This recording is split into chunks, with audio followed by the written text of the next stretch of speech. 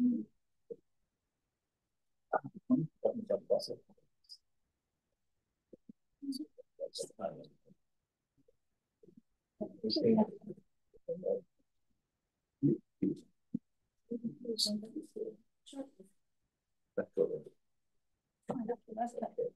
evening.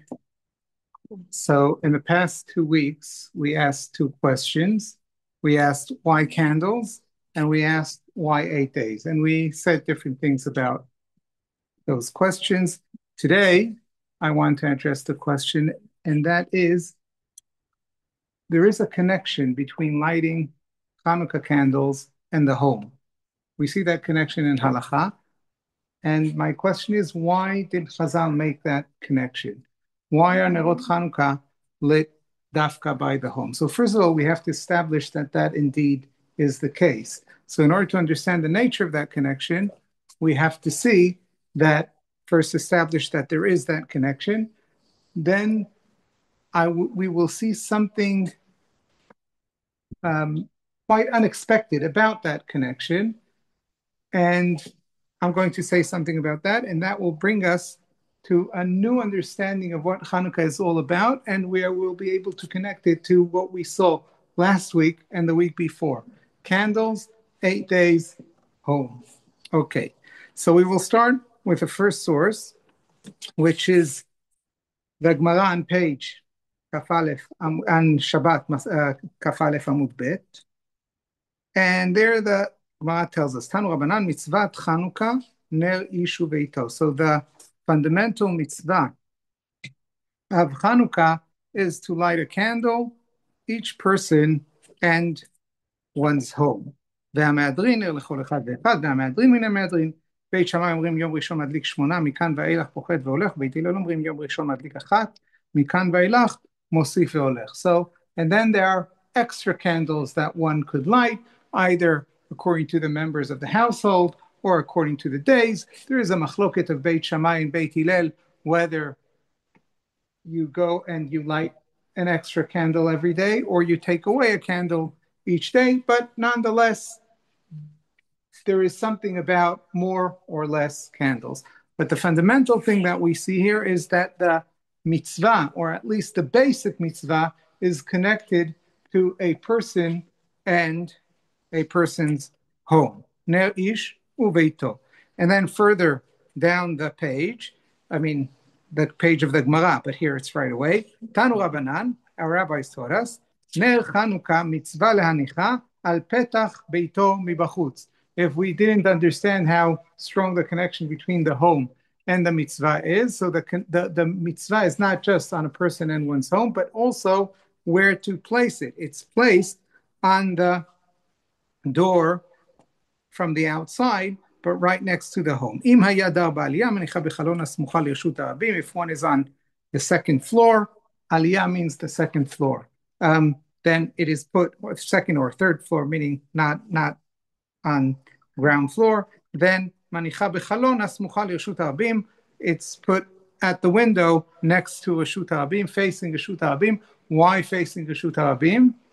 That is for Pirsum HaNes. So our assumption at this point will be that also we place it by the door. It also has to do with Pirsum HaNes, right? But we will see that in a minute. When it's dangerous to light candles outside, then one lights it inside, and that's good enough. Okay, so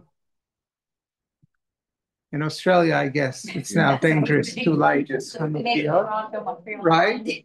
So, sorry, yes, or in other places perhaps as well. So people don't want to. So I'm not sure. It's a very interesting question. What is considered shata sakana? So there are Hasidim that even today they light the candles in their home here in Israel. They don't think it's dangerous to light candles inside the home, but since for centuries they got used to lighting candles inside, so for them that's tradition. You light candles inside. In fact, that was in a shiur of Rabbi Asher Weiss, who's Chassid Tzanz. So he has to go according to the Tzanz of Minhag and light candles inside the home, and that is what he does. However, he also lights a candle outside the door. So you see how strong this tradition is, that even after Shat HaSakana, people still light inside the home, not outside the home. However, when the Gemara says that you put it at the opening of the door, what exactly are we talking about? The opening of, meaning the door of the home, right? So that is what Rashi says. Mishum pirsume mibachutz. Right? He says, why outside? Mishum pirsume nisa. However, velo birshut harabim. Rashi is at the right of the Gemara. You see, I placed the Gemara in the middle, and Rashi is at the right, and Tosfot is at the left. So I'm now reading at the right. ולא ברשות הרבים, אלא בחצרו, שבתיהן היו פתוחים לחצר. So you don't put it, however, he's saying, so the way they used to live was like we live today in Ra'anana in many places, right? So you have the street, right? You have Ravutski, and then you have these openings that go, we have these cul-de-sacs that go into a place, and then you have many homes opening to it. So that is more of a mavoy, but you could imagine it sort of a chatzer. That's the courtyard, right? And then you have different homes, like you, right? You have, sorry? No, they're yes. So you have a big one, but some are smaller, right? Referring to like in Europe, the houses have a courtyard and yes, just one entrance on the street. Exactly. Right. So says Rashi, so you don't put it at the opening of the chasel to the street, the opening of the courtyard, but the opening of your home. Okay? שבתיהן היו פתוחים לחצר. To this, Tosfot replies, mitzvah, look at the left, that is Tosfot, mitzvah להניחה על פתח ביתו מבחוץ, ומאירי דליקה חצר אל הבית עומד סמוך לרשות הרבים.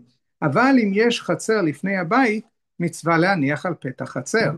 Tosfot doesn't understand like Rashi. Tosfot says, no. The Gemara is talking about a case where the house is on the street, where one has a courtyard, and it's not enough to put it at the opening of the home into the courtyard because people can't see it from the street. You go to the opening of the courtyard, and that is where you put your Chanukiah. So according to Tosfot, you might have a few Chanukiyot at the opening of the courtyard because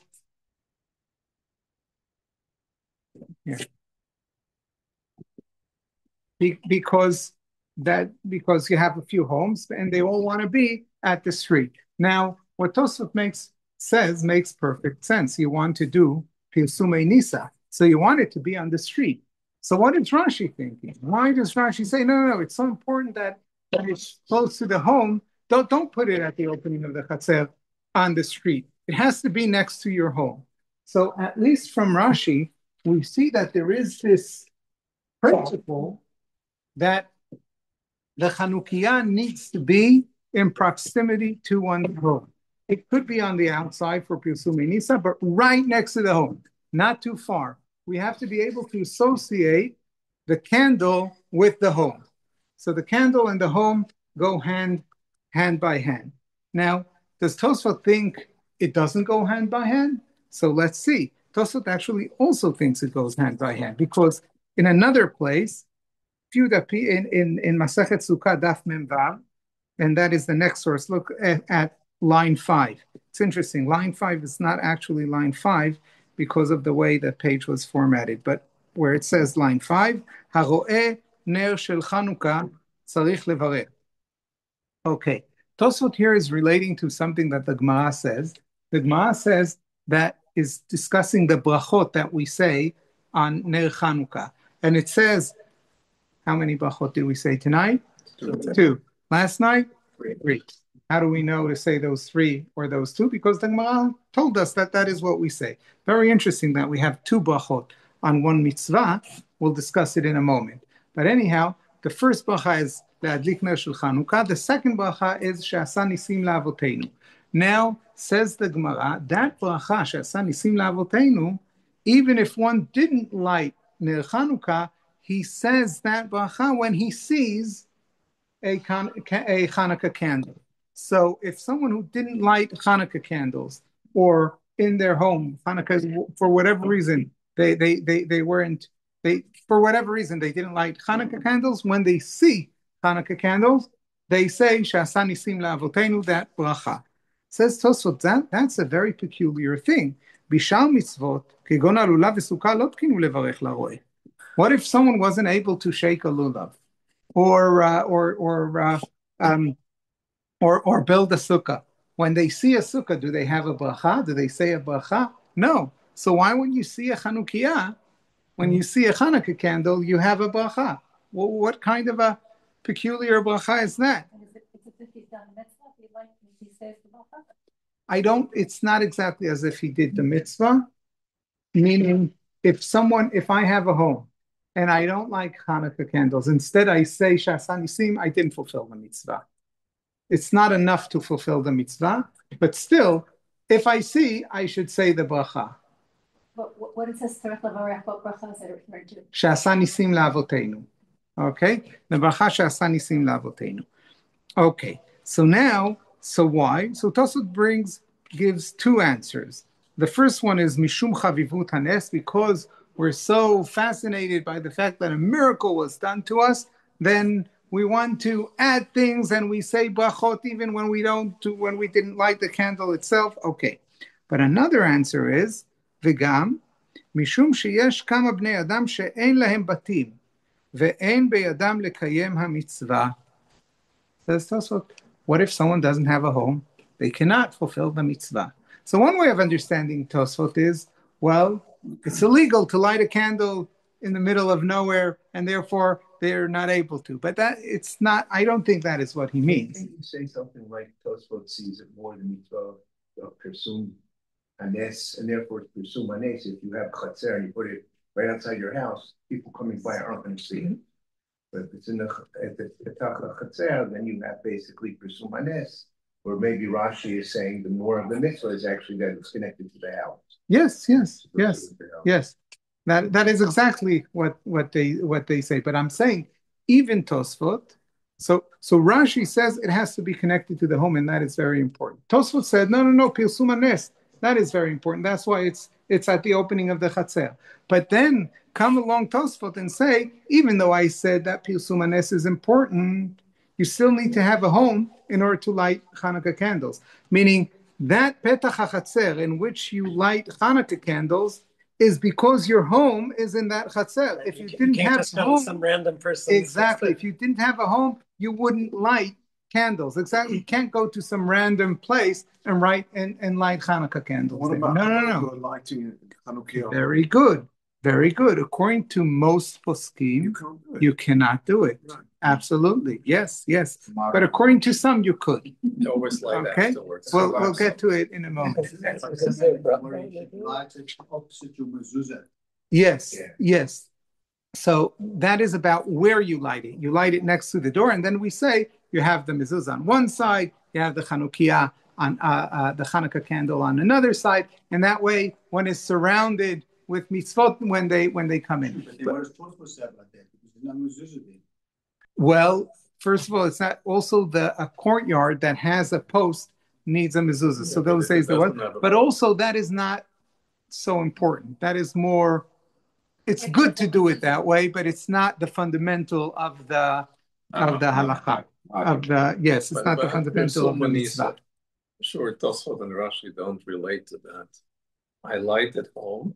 I take a picture and I publish it on Facebook. No, I'm serious. Yeah. Is that a kiyum of Pirsum Hanes? Very good question. It probably has something to do with it. We'll soon see something similar to that. Not exactly, but similar. Okay. Now, the mitzvah is connected to the home.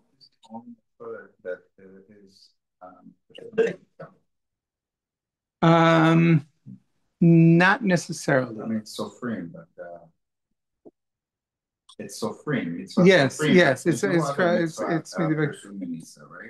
right? It depends how we define Pirsum Hanes, but probably this is the most fundamental. This is the most fundamental one. But okay, up until now we saw home in the sense of where you live, the structure and in which one lives, right? that is where you light. It has to be either in proximity to it in the opening of the courtyard of my home, or the door, the actual door of my home. But we're talking about the home where I live. So But if then, you're living in a tent temporarily. very good question.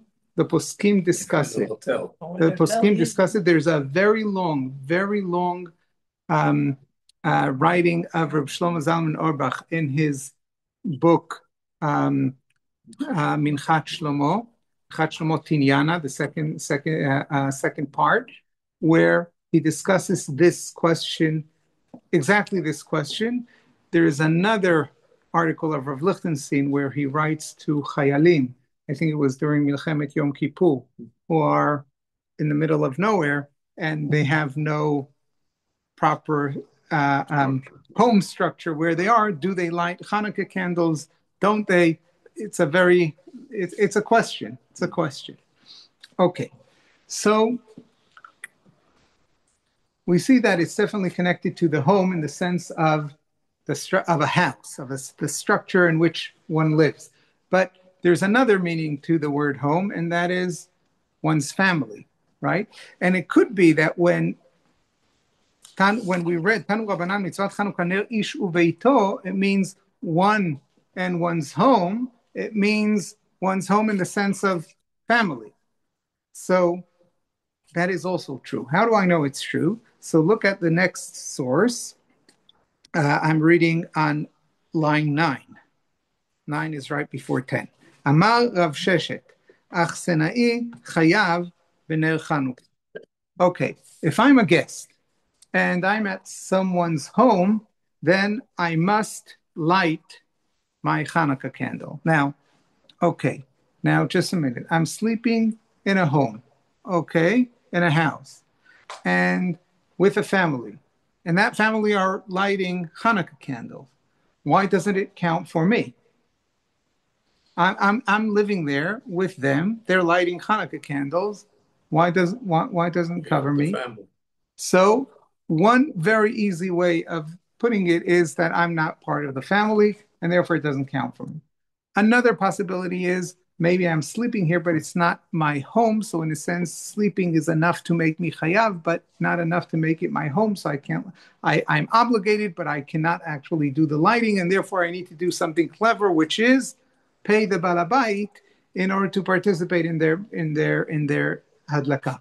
Okay, There's so a sort of interesting parallel with the definition of where you live, with what goes on with Purim. Also, where you live, if you live in Yerushalayim and you go somewhere else, it's very interesting that both these festivals, the Hanukkah and the Purim, have got this. That is interesting, but that is already taking it to another place, because I want to specifically, it's very interesting, but I want to specifically talk about the connection to the home at this point. There it's more the place where I live, the city. Here it's literally my home. What makes a place or a house my home? Okay, Amar Rav Zera, to this Rav Zera says, Meresh ki avina beveirav mishatafna b'fritei bahadei ushpiza. When I used to go to yeshiva and I slept by someone over the week, then I used to pay them in order to be part of their Hanukkah lighting. So if I pay, I'm counted in the mitzvah, even though I'm not part of the family, or even though it's not my home, depending what the problem is, then I become part if I pay. However, but once I got married, so even when I went to yeshiva, and I'm sleeping at someone else's home, but my wife is at my home, wherever city I live in, she's lighting there, and that's good enough because mitzvat ner ish ubeito. So now, would that be true? Let's say if I'm, dirat studentim in Hebrew, in English, what? Student apartment. Yes, if I'm in a student apartment where I'm renting a home with two other partners, and we dorm in the same place. Now I go and I'm a guest somewhere else. Could I ask one of my partners, you light candle? I don't have to ask them. One of them is lighting candles in the home where I live. Would that count for me? I think not, because we're not married, right? It's the house where I live during the year, but right now I'm not there. I'm somewhere else, and someone lighting Hanukkah candles in a place where I'm not there right now is not. But since she's my wife, it does count. Meaning there is so home plays a dual role here, right? It's also the structure where I light, but it also means the family. So the mitzvah is that a family living in one house lights one candle. That is the basic mitzvah. Okay, so the mitzvah is connected to the home very strictly. Now it's connected in such a way that now we're going to touch upon what you asked before about Chabad lighting Chanukiot in the middle of nowhere. So in Shibbolei Aleket, he already asked a question. It is one of the Rishonim, many centuries ago. He already asked the question. Well, they didn't have Chabad those days, but they did light in shuls. And he's asking, what's the business about lighting in shul? Says, וגם אנו נוהגים להדליק בבית הכנסת, ולא ידענו שורש וענף למנהג הזה. I don't know the root or even the branches of this custom. ומורי רבי יהודה, אחי שני נרו יאיר, היה נמנע מלהדליקה, שלא לברך עליה. Okay, my brother, who was a great rabbi, used to try not to be the one that lights it because he didn't want to get into the question whether he should say a bracha, וכן דעתי נוטה, and so do I think, says the שיבולי הלקט, כי מאחר שכל אחד ואחד מדליק בביתו, מה צורך להדליק בבית הכנסת? Since each one lights at home, what is the purpose of lighting in shul? שיבולי הלקט doesn't understand. But at those times, we used to have people who stay in synagogue. When there were guests, visitors from out, there was no whole. So he continues with that. I took it out. Friday, many communities they make a kiddush. Right. In Tel Aviv, they still have. Yes. Because people. Yeah. Guests. Very good question. So Sam is asking what, but when we have, like we make kiddush in Beit HaKnesset for guests, so they have guests in Beit HaKnesset. That's why they're lighting the Chanukiah. So Shibbolei Aleket actually addresses that. I took it out because I didn't want to complicate things, but he asked that exact question, and he says, why is it that we light Hanukkah candles in shul? Maybe for the guests. And he says that cannot be. Because first of all, if they're guests, then the guests have to light. If someone else who's living somewhere else, and usually it's the rabbi or someone else who's doing it, it's not like Kiddush, where I could do it, leotzi them yedei chova, because I must do it. It's a mitzvah on me in my home to do it, not here. So here, let's say if they're sleeping here tonight, they need to do it. They should. Now he says, but furthermore, many of them are married. So it must be that they have their wives doing it at home. So he says it should be like Pesach. On Pesach, even in places where we do Kiddush, in shul, on Pesach we don't. Why? Because we say, "Afilu ani shebeYisrael lo yifchatu lo me'arba kosot." Even the poorest of the poor, the community must provide him with wine that he could do his own arba kosot. And since he does his own arba kosot, there is no need to do kiddush in shul. And he says the same thing with Chanukah. Everyone is obligated to light at home, and even the poorest of the poor. So he says, who would light in shul? Unless he says, if there is an OF, then he should light it where he's staying, and if it's in shul, then he should light it there. But this minhag of lighting in shul, just like this, he doesn't know why. Then we have various answers. One of them is the Rivash, Rabbi Yitzchak bar Sheshet, line 15, המנהג הזה, להדליק בבית הכנסת, מנהג ותיקנו, משום פרסומי ניסה. He says, what is the purpose? Pirsum hanes. Okay, but Chazal told us that for Pirsum hanes we light at home. Who made up that we light in shul? So he says, כיוון שאין אנחנו יכולים לקיים המצווה כתקנה כל אחד בביתו, שהיא להניחה על פתח ביתו מבחוץ, וכיוון שאתה, שיד האומות תקפה עלינו ואיננו יכולים לקיים המצווה כתקנה, ומדליק כל אחד בפתח ביתו מבפנים. He says, since today, meaning his days, we're not able to light outside. It's dangerous. So we light inside. So there is no Pirsum hanes. So what do? We said a minhag was developed to light it in shul for Pilsum Hanes. That is why we light it in shul. So he says, how do we say this is not here? But I'm continuing what he says. How is it that we say a bracha for a minhag? Already we said at home, and now we say in shul just for Pilsum Hanes. So he says, yes, you could say a bracha for a minhag as well. He brings some support to it. For instance, Ashkenazim say a bracha an Halel of Rosh Chodesh, even though it's just a minhag, but we say it. So he says here too, we say a bracha because it is an important minhag. So what he is saying, coming back to what Arnie said before, he said that Rashi and Tosfot, so it seems at the beginning, seem to each prefer one aspect of Hadlakat Nerot. Tosfot said the Pilsum Hanes is very important, therefore it needs to be on the street. Rashi says, no, it is more important to be at home, and therefore it is inside. Now, says the Rivash, when it's dangerous, it needs to be so inside that it's not even at the opening of the home. It's very inside where no one can see it. So there is no Pilsum Hanes. There is only the aspect of the home. The aspect of Pilsum Hanes is lost, and that is regained by us lighting in shul. So says and suggests Shut Harivash. Okay, that's very nice and very interesting. And that takes me to a very surprising line in the Pnei Yoshua. The Pnei Yoshua asks our question, why is it that Chazal established that the mitzvah of Chanukah is connected to the home? Not only it is connected to the home, but it is connected to the home. And he says more than connected to the home, it is, so to speak, upon the home, meaning similar to mezuzah. And it's not exactly like mezuzah, because mezuzah depends on a home, meaning the mitzvah has nothing to do with a person. If I'm a guest in someone's home, I don't need to pay them something in order to participate in the mezuzah. All there needs to be is that the mezuzah is there. But if I'm a guest, I need to participate somehow in Chanukah. So Chanukah is not exactly like mezuzah. Mezuzah is only dependent on the home, while Chanukah there's a sort of a hybrid here, the home and the people living in the home, but nonetheless, it depends on the home. And why?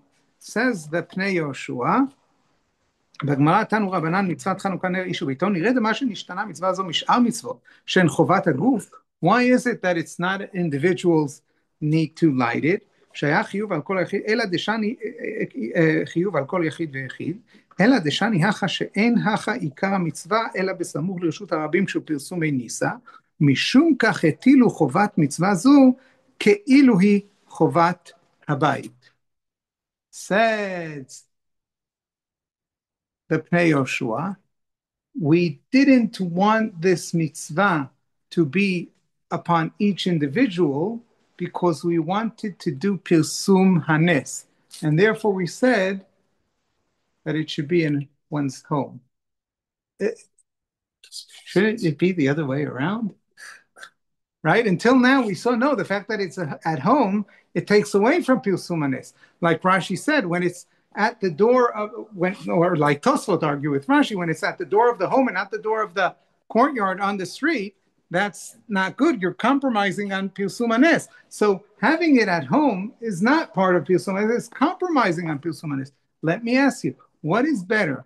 That we light a big Chanukiah here, and when everyone comes to shul, they see it. Imagine, right? Imagine Shabbos night. Everyone's the shul is packed. You have this big Chanukiah here with Hanukkah candles. Everyone can see, or people lighting in their home. What is more Pilsum Hanes? It depends. In those days, they didn't have light at home. Dark at night. Well, maybe yes, maybe not. I'm not too sure that everywhere was the same, but you're probably right. But I want to say a more fantastic answer. If Hanukkah begins at home, then it solves your problem. Oh, okay. You're reading the headline. Okay. So I want to suggest, so in order to, before I give the, I want to go back a bit. When we look in the Torah, there are two models of Chagim that we find. Let's take Pesach and Sukkot. Pesach is a festival of the home, right? We don't need to go through too much, but the main aspect of Leila Seder is Korban Pesach, which must be eaten in the home. And Pesach Mitzrayim, V'atem lo tetzu ish mipetach beito ad boker, you have to be at home. Don't leave the home. Leila Seder is a family event, right? The children, the parents are sitting together. It's a very much family-orientated Chag. Then we have Sukkot. Now, yes, Sukkah, you could argue, each person has in their home. Not necessarily. It's convenient that each person has a sukkah at home, but there's not a mitzvah to have a sukkah at home, right? If I have a sukkah, if we build a public sukkah in shul and everyone comes and lodges here in the sukkah in shul, that would be fine, right? In Chutz La'aretz, there are places where they do it, and you might argue, yes, but you need to sleep in shul. You could all sleep together in the same sukkah as well, right? There is no mitzvah to have a sukkah dafka at home. And furthermore, the other mitzvot of Sukkot, for minim, not in Beit HaMikdash, are taken only the first day. The 7 other days only in Beit HaMikdash.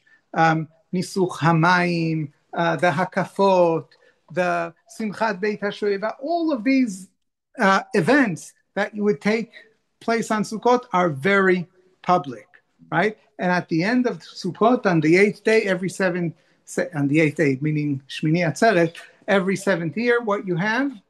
Hakel, which is a very public event. So we have 2 festivals, one festival of the home and another festival of the cloud, of the nation, of the national festival.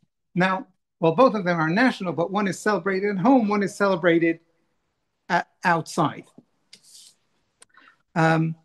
We saw similarities between Chanukah and Sukkot, right? We discussed that last week. We said, why 8 days? One of the reasons was because it was instead of Sukkot.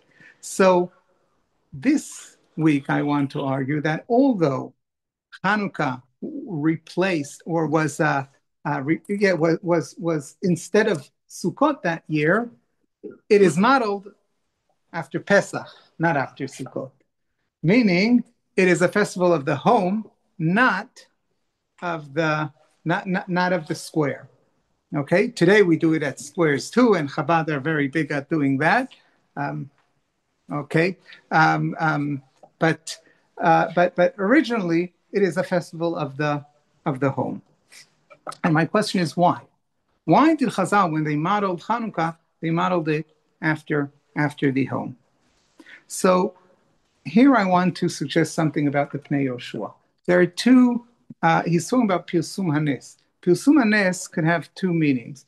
Pirsum could be something that I do with brakim and re'amim, a loud event, and yes, we have a whole campaign. That is one type of publicizing. But then there is a grassroots publicizing, where we don't go to the town square and we shout from the roofs, but we somehow spread the word in another way. And in what other way? I want to give an example. I think I once said this story. It's a fantastic story, so I'll repeat it. When Rav Kook established Banut HaRashit a long time ago, over 100 years ago, then there were rabbis that were very excited, and there were rabbis that were less excited. Some very important rabbis, in Europe included. So a rabbi from Israel was visiting Europe, and he came to this small town called Kamenitz. Now, Kamenitz was a very small backward ayala, but it was very famous because there was the great yeshiva of Reb Baruch Ber, one of the Talmidim, disciples of Reb Chaim Brisker. And Reb Baruch Ber was very much against establishing the Rabbanut HaRashit here in Israel. So this guest asked him, why are you so opposed to the establishing of the Rabbanut HaRashit? And he said, I'll tell you why. He says, up until not a long time ago, we didn't have electricity in Kamenitz, and people used to use candles. And he says, when there was a storm, sometimes there was such a big wind that some candles would go out. But there were always homes where you still had candles. So the town was never pitch black. But he says now we have one generator generating electricity for the whole town. When something goes wrong with the generator, the town is absolutely at a blackout. So he says, if you have different local rabbis doing their thing, then maybe some of them will go corrupt, maybe some of them will do the wrong thing, and that's very bad. But you'll still have some that are good. But when it's everything a top-down system, if that system goes corrupt, then the whole system is corrupt. That's true. That's what he said. So I guess he's the biggest. I guess he's the biggest Sohar. Sorry? I guess he'd be the biggest Sohar fan. Perhaps. Oh, that's what it sounds like. He's pushing Sohar. Yeah. Okay. So that's now. What is I think the moral of the story is that when you have a big campaign, so there we're not talking about publicizing. We're talking about about having a certain structure. You have structures that are a top-down structure that are all very organized and together. That's sometimes it works and it's important that they had in Sukkot, but sometimes it's not good. Sometimes what is important is that things are, how do you say mefuzal? Spread out. But distributed, it's not only distributed, but decentralized. Thank you. Decentralized. That's meaning you have pockets of things going, and that I think is represented by the family. And Hanukkah is celebrated that way, Davka, because I think that is actually what happened on Hanukkah. On Hanukkah, we had the Hellenists trying to force us all into accepting their culture. And indeed, they managed to turn our central holy place, the Beit HaMikdash, into a Hellenistic temple. They had a statue of Zeus in the middle of the temple. The high priests were all corrupt, right? Jason and Menelaus, they were mityavnim, and the whole place went corrupt. And the whole essence of Hanukkah is that sometimes it is not the central authority that keeps the nation going. Sometimes it's those small families, like the very famous family of the Hashmonaim. Matityahu and his sons were a family. And it's a family that saved Am Yisrael on that dark time. And now I want to go back to the original question that we asked. Why candles? So we gave an answer then, but I now want to deepen that answer and say candles are a very fragile light, right? But when you have candles, the wind can blow it out. Terrible things can happen. But when each home has its candle, then even if some do blow out, you have other homes. And that is the essence of Hanukkah. It's all dark outside, and it's winter, and it's scary. And do you remember we also asked ourselves the question, why is it that we still celebrate Hanukkah during the Galut? All of the other festivals of Megillat Ta'anit, we don't celebrate during the Galut.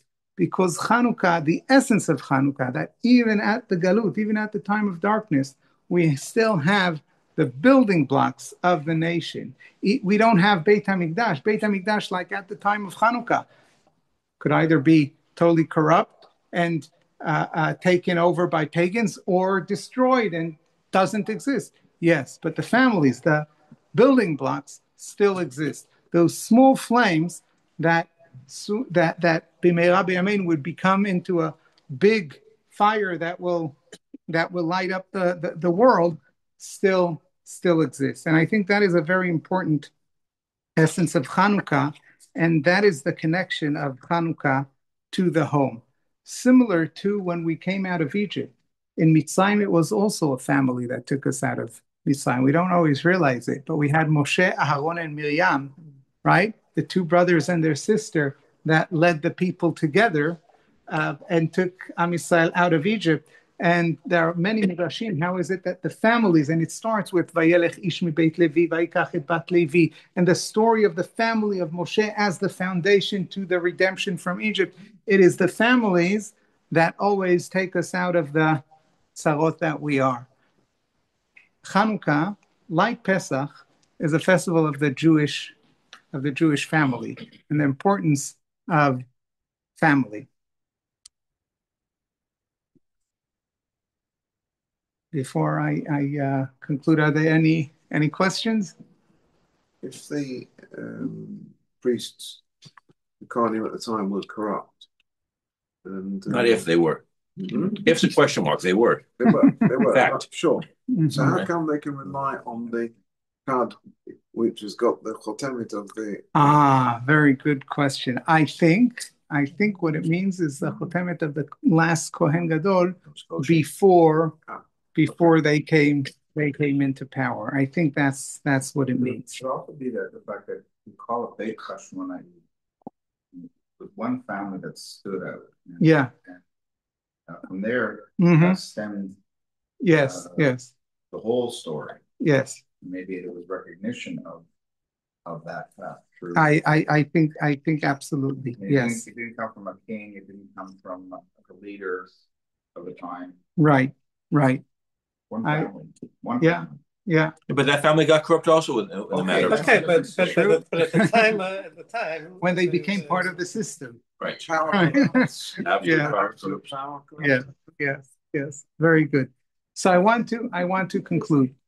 We asked last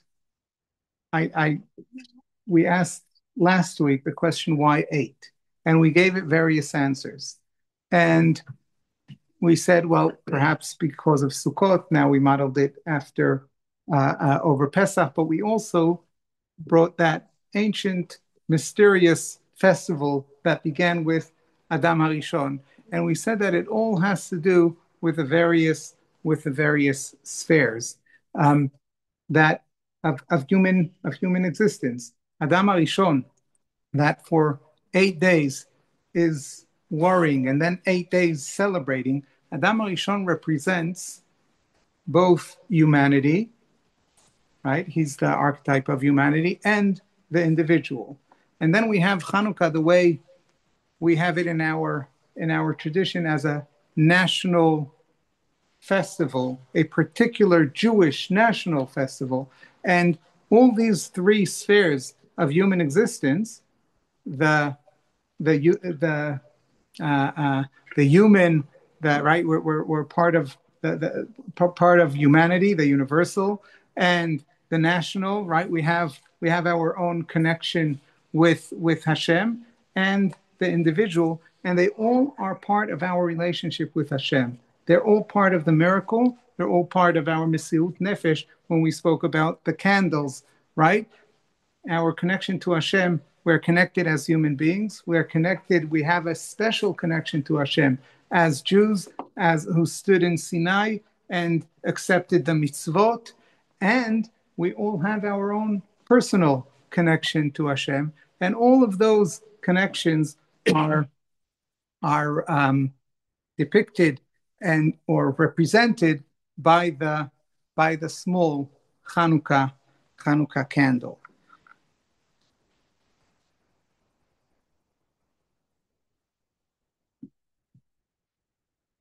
I think this idea about the Jewish people having a decentralized system, it's not the only system that we have, because we also hope for Beit HaMikdash to be built, and we hope for the Kohanim to come back. We hope for all of those of that central system, that if it works, it's wonderful. But we always have backup with this decentralized system, but it's also in many other ways.